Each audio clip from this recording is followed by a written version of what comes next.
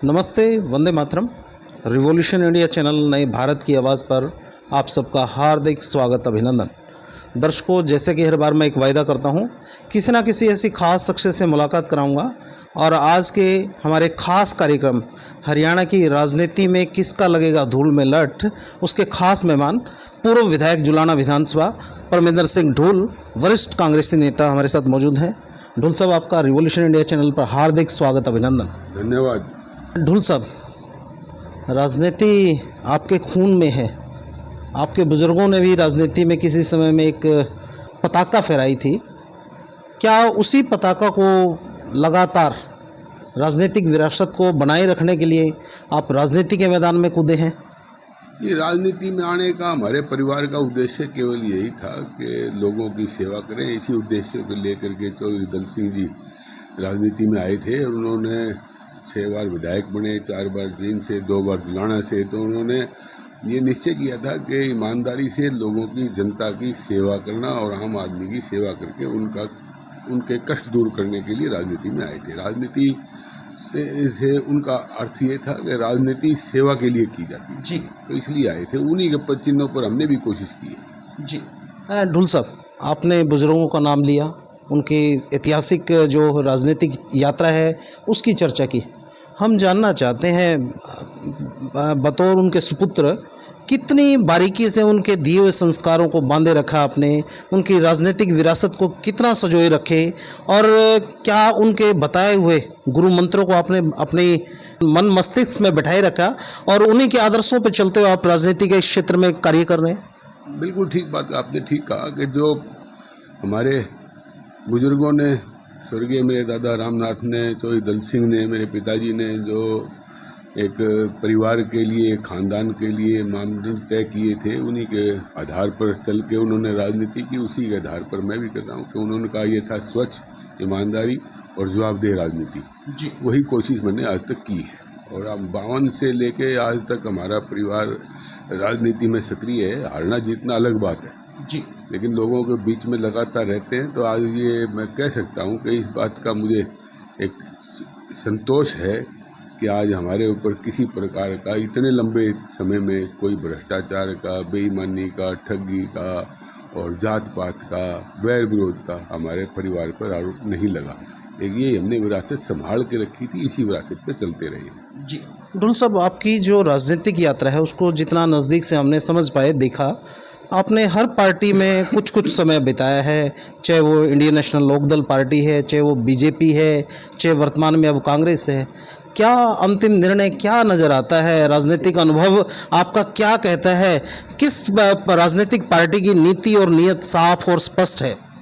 शुरुआत तो मेरी कांग्रेस से ही थी जी, और कांग्रेस में ही मैं सक्रिय था। NSU यूथ कांग्रेस में भी था, NSUI में पढ़ते समय थे और कांग्रेस से ही मैंने सक्रियता शुरू की थी और कांग्रेस का ही उम्मीदवार के तौर पर 1991 में कांग्रेस का टिकट पे चुनाव भी लड़ा था जी। लेकिन वो अलग है बात के हार गए जी। और उसके बाद मैं 1997 से 2005 तक जिला कांग्रेस का कमेटी जींद का अध्यक्ष भी रहा जी।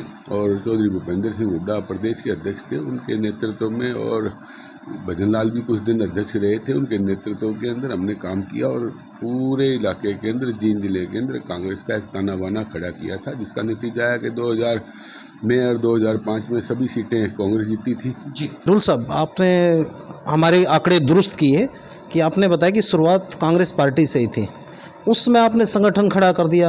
वर्तमान स्थिति में अगर हम कंपेयर करें, बीजेपी प्रमुख तक, शक्ति केंद्र प्रमुख तक पहुंच गई और कांग्रेस पार्टी अपना संगठन तक नहीं गढ़ पाई। जहां कांग्रेस पार्टी का अपना कार्यालय है वो धूल फाक रहा है। क्या कहाँ किस स्तर पर कमी नज़र आती है? क्यों ऐसी कमी है कि जब किसी हरे भरे वृक्ष की अगर देखभाल ना की जाए तो वो भी सूखा टूटा वृक्ष हो जाता है? क्या लगता है, क्या और सुधार करने की आवश्यकता है इस राजनीति के रण में जो आगामी विधानसभा 2024 के हरियाणा के चुनाव होने जा रहे हैं? क्या ऐसी नई रणनीति के साथ परमिंदर ढूल जी जुलाना विधानसभा में ताल ठोक रहे हैं जहाँ से आपको जीत की उम्मीद नज़र आती है? देखिए, नई रणनीति तो जब राहुल गांधी जी ने भारत जोड़ो यात्रा शुरू की थी और भारत न्याय यात्रा शुरू की थी, उसके बाद कांग्रेस के अंदर एक बहुत बड़ा बदलाव आया है। अब जनता भी मानने लगी है कि कांग्रेस आपके लिए है, गरीब आदमी के लिए, किसान के लिए, मजदूर के लिए, बेरोजगार के लिए, छोटे कर्मचारी के लिए, छोटे दुकानदार के लिए, इनके लिए कांग्रेस का विजन है, काम करना चाहती है। नया एक कांग्रेस का रूप निखर के आया है राहुल गांधी जी की यात्रा के बाद जी। और निश्चित तौर पर आज कांग्रेस जो है, इसी जो कांग्रेस के राहुल गांधी जी ने जो कांग्रेस के लिए आज तय किया है कि आम जन की सेवा, किसान का सम्मान करना, बेरोजगारी दूर करना और भ्रष्टाचार मुक्त प्रशासन देना और तकलीफ दे जो गरीब आदमियों को आज प्रशासन में दे रखी है उसको दूर करके एक स्वच्छ, सुंदर और सभी के लिए काम करने वाला प्रशासन देना, इसके बाद कांग्रेस का एक रूप बदला है जी। और उस बदलते रूप में मुझे लगता है कि आज देश के अंदर भी देखिए कि कांग्रेस ने बहुत अच्छा प्रदर्शन किया है। और वो जो अभी पिछले दिनों ADR की रिपोर्ट जो आई थी, ग्रुप फॉर डेमोक्रेसी की ADR की रिपोर्ट आई थी, उसके बाद तो ये निश्चित हो जाता है कि कहीं न कहीं चुनाव आयोग के बड़े सतर पर कुछ गड़बड़ा हुई हैं, नहीं तो शायद ये नतीजा जो आज देश को देखने वाले नतीजे बदले मिलते। ढुल साहब, अब बहुत बड़ी बात आप कह रहे हैं, बहुत बड़ा एक कटाक्ष कर रहे हैं, किन तथ्यों के आधार पर आप ये बात कह रहे हैं? वो जो तथ्य तो हमने सुने हैं, वीडियो आई है, ADR की जो रिपोर्ट आई है, ADR की जो report I, association for democratic reforms की रिपोर्ट आई, उसमें आधार है, तो उसका जवाब नहीं मिल रहा। अब उसका जवाब तो ECI ने देना है ना, वो ECI देगी, संतुष्ट कर दे, कोई दिक्कत नहीं। उन्होंने सवाल खड़े किए, कई सवाल खड़े किए, मल्टीपल सवाल खड़े किए। उनका ये कहना है कि 542 सीट है टोटल, 4 सीट छोड़ के 538 में वोट पड़ी, मेरी गिनती में अंतर है। अच्छा। इसका उल्लेख तो इलेक्शन कमीशन को करना पड़ेगा ना, और तो कोई कर नहीं सकता, जिम्मेवार वही है, वही बताएंगे कि आंकड़े आपके दुरुस्त है, ये गलत है, वो गलत है, तो भ्रम की स्थिति पैदा हुई है, उसी भ्रम का शिकार हम भी हैं। हमें भी लगता है कि कहीं न कहीं गड़बड़ हुई है। अब जब तक सवाल में जवाब नहीं मिलता तो ये लगता है गड़बड़ हुई है। वो दूसरा पक्ष उस स्थिति को स्पष्ट करने की उस स्थिति में है, इलेक्शन कमीशन उस स्थिति से भ्रमित करने वाली स्थिति को स्पष्ट करने की स्थिति में है, लेकिन वो जवाब नहीं दे रहे ना जी, जवाब नहीं दे रहे, किसी भी क्वेरी का जवाब नहीं दे रहे। ढुल साहब, मैं जुलाना विधानसभा की बात करें, आपने राजनीतिक सफ़र जुलाना विधानसभा से ही रहा है आपका। हम जानना चाहते हैं किस प्रकार की तैयारी है, क्या विज़न है, किस सोच के साथ क्या जनता को, जुलाना की जनता को क्या नई सौगात देने जा रहे हैं और किस प्रकार की इलेक्शन की आपकी अपनी तैयारियां हैं?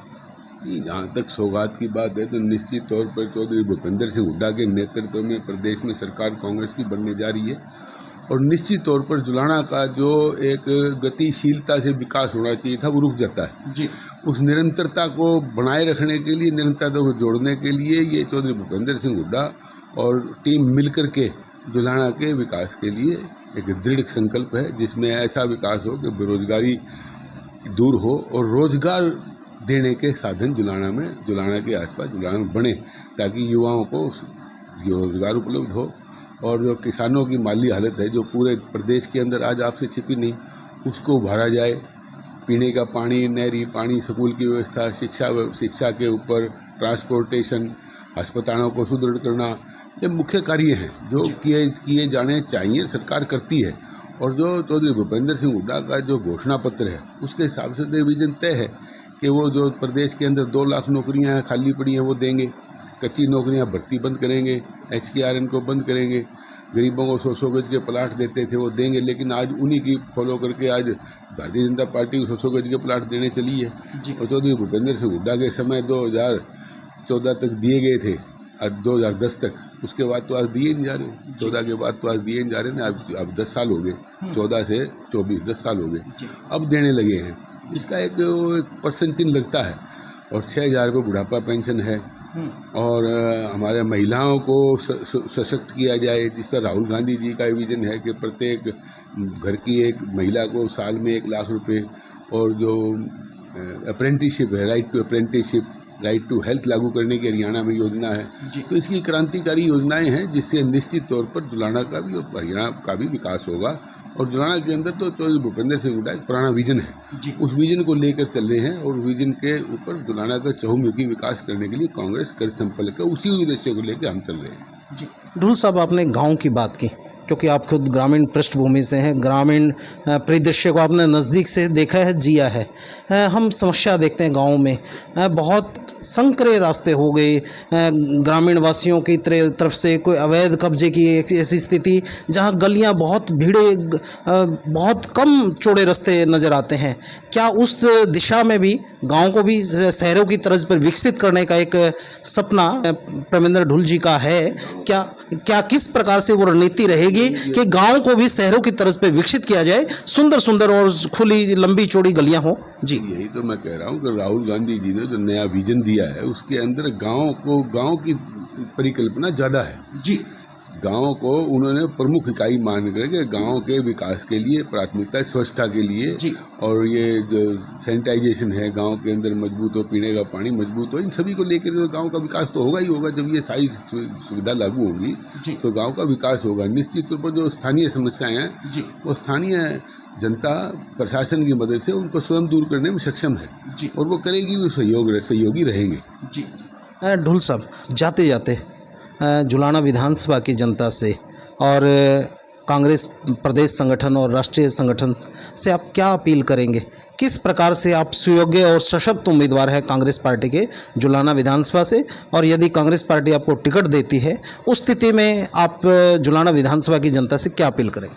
नहीं, मेरी तो जुलाना जनता से यही अपील है कि निरंतरता को बनाए रखने के लिए लगातार प्रयासरत रहना चाहिए, और अब मौका है कि प्रदेश के अंदर चौधरी भूपेंद्र सिंह हुड्डा के नेतृत्व में कांग्रेस सरकार बनने जा रही है।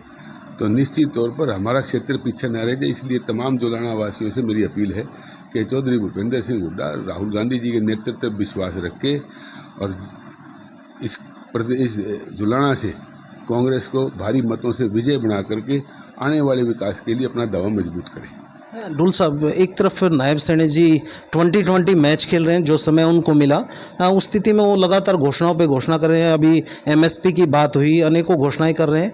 क्या मतलब कांग्रेस पार्टी इस मैच को जीतने की स्थिति में है, या उनकी घोषणाओं का कुछ असर चुनावी आगामी विधानसभा चुनाव में देखने को मिलेगा, या कांग्रेस पार्टी निश्चित तौर पर बढ़त में है? नहीं, कांग्रेस पार्टी निश्चित तौर पर बढ़त में। आज बीजेपी की हताशा सामने आपके आ रही है। बीजेपी किसी प्रकार से उन घोषणाएं करके लगातार घोषणा मंत्री बने हुए हैं।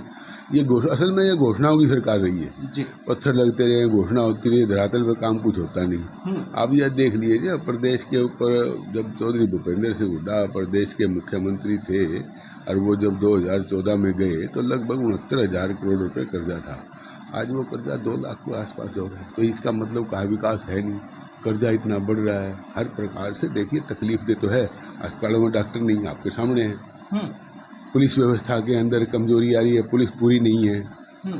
थानों के अंदर पुलिस पूरी नहीं है, डॉक्टर पूरे नहीं हैं। शिक्षा की व्यवस्था चरमराई हुई है। इस किस्म पे बुनियादी चीज़ जो है वो स्वास्थ्य, शिक्षा, रोजी रोटी, ट्रांसपोर्टेशन पे ध्यान दे करके इस प्रदेश को एक सुदृढ़ विकसित प्रदेश बनाने के लिए और विकसित जुलाना बनाने के लिए हम तो कांग्रेस के प्रति ये चाहते हैं कि जनता कांग्रेस को वोट दे करके, सपोर्ट दे करके इस बार कांग्रेस को अपना आशीर्वाद देकर और उसके नेतृत्व में विकसित हरियाणा, विकसित जुलाना बनाने के लिए, विकसित जिंद बनाने के लिए कांग्रेस के साथ कदम से कदम मिला करके चले। ढुल साहब, आपका राजनीतिक अनुभव रहा है, आप विधायकी भी आपने की है और राजनीतिक घराने से आप रहे हैं। सरकार चलाता कौन है? राजनेता चलाते हैं या ब्यूरोक्रेट्स चलाते हैं? और यदि सरकार की सफलता और असफलता का श्रेय जाए तो किसको जाए, ब्यूरोक्रेट्स को या राजनेताओं को? देखिए, सरकार जो है एक डेमोक्रेसी में परिभाषा है, power vest personality. Power personality है जाती है जी। अच्छी पर्सनैलिटी होगी पावर इस्तेमाल करेगा, अगर माड़ी पर्सनैलिटी होगी तो उसकी पावर दूसरे इस्तेमाल करेंगे जी। राजनीति को आप किस नज़रिए से आप देखते हैं? मैंने भी एक राजनीतिक विशेषज्ञ से चर्चा की कि राजनीति शब्द के मायने क्या हैं। उन्होंने बताया कि राजनीति शब्द का मायना होता है समस्याओं के समाधान की कुंजी, चाबी। आपकी नज़र से क्या राजनीतिक शब्द के मायने हैं? क्योंकि राजनीति, किसी भी राजनेता की राजनीतिक शब्द की परिभाषा से ही उसके राजनीतिक व्यक्तित्व और उसकी राजनीतिक महत्वाकांक्षा और राजनीतिक अपेक्षाएं, उसका एक चरित्र और चित्रण पता लगता है। बताते चले परमेंद्र ढुल जी। शुरू में जब आपने सबसे पहला सवाल पूछा था कि राजनीति में आने का कारण आपके परिवार का। तो राजनीति आज के ज़माने के अंदर अगर आपने समाज सेवा करनी है, किसी को डाउन ट्रोडन को उठाना है, मदद करनी है, तो राजनीति से ऊपर राजनीतिक रूप से सुदृढ़ होकर के उससे बड़ा माध्यम है नहीं जी। उसके लिए राजनीति में आकर के अपने आप को मजबूत करके जनता के सहयोग से जनता के भले के लिए काम करना ही राजनीति है जी। ढोल साहब, जिस प्रकार से सैकड़ों की संख्या में हर विधानसभा से आवेदन आ रहे हैं, कांग्रेस पार्टी ने एक नया कॉन्सेप्ट कर दिया कि आप कुछ राशि पार्टी फंड भी तैयार हो जाएगा और जो चुनाव लड़ने के शौकीन व्यक्ति हैं या इच्छा शक्ति वाले व्यक्ति हैं वो भी आवेदन कर सकें। जुलाना विधानसभा से हमारे पास आंकड़े हैं कि 50 से ज़्यादा लोगों के आवेदन वर्तमान स्थिति में है। क्या आप किस स्थिति में क्या महसूस करते हैं, कितनी मजबूत दावेदारी है और कितने आश्वस्त हैं अपनी कांग्रेस पार्टी की जुलाना विधानसभा की टिकट के लिए? ये टिकट देना हाईकमांड का काम है, किसको टिकट देगी। टिकट मांगना जनता की सेवा का एक अपने आप के अंदर एक निश्चय लेकर के राजनीति में उतरना, ये प्रजातंत्र के अंदर एक अच्छी पहल है। और जो साथी आज पहल कर रहे हैं वो अच्छा है। वो कांग्रेस के अंदर विश्वास रखे, अपने आप को जनता की सेवा के लिए आजमाना चाहते हैं। तो इसका मतलब कांग्रेस का ग्राफ तो बढ़ ही रहा है, कांग्रेस के ग्राफ बढ़ रहा है, इसका ये सीधा सीधा जीता जागता सबूत है।